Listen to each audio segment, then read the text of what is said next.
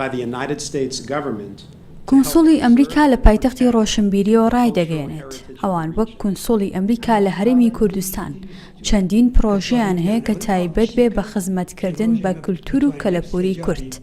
تازەترین هەنگاویشیان لەو بارەیەوە بەخشینی $150,000 بۆ بە دیجیتاڵکردنی ئەرشیفی کەلەپوری کورد کە لە ڕێگای ئەنستیتوتی کەلەپوری کوردەوە جێبەجێ دەکرێت. ئیمڕۆژ زۆر خۆشحاڵم کە بۆ یەکەم جار لە مێژووی گەلەکەمانە کتێبخانەیەکی دەوڵەتمەندی کەلتور و فەرهەنگی کورد ئەبێت بە دیجیتاڵ و لە شێوەی مێتەدەیتا ئەتوانێت لە ئینتەرنێتی جیهانی بەشداری بکات و نەتەنها کورد لە هەر پارچێکی کوردستان و باشوور بەڵکو هەموو کوردەکانی جیهان و غیر کوردیش ئەتوانن لەم ئارشیڤەکە ئارشیڤێکی تازەیە بە کۆمەلگای مەدەنی جیهان.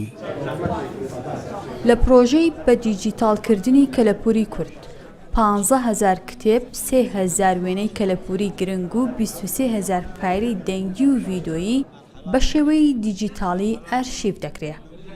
ئەف پرۆژەیەکی کو 15,000 کتێب و 23,000 قاسەت و 3,000 وێنە کولێ هەنە و گەلک تشتێ دنێ کەلوپورین کوردی و تشتێن تاریخی ئەوە کو ببە دیجیتال مابەستش بوونا دیجیتالکردناوی ناکێ کو ئەوە سەرانسەری دنیای خەڵک بکاربەوی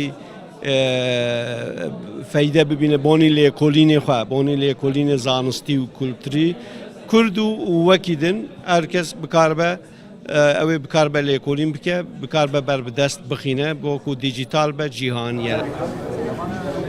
ماوەی چەند ساڵێکە کۆنسۆڵی ئەمریکا و چەندین ڕێکخراوی دیکەی ئەمریکا چەندین جار پاڵپشتی دارایی پرۆژەی دیکەیان لە کوردستان کردووە بە ئامانجی دروستکردنی پردێکی نوێ بۆ بەهێزکردنی پەیوەندیەکانیان لە نێوان گەلی کورد و ئەمریکادا.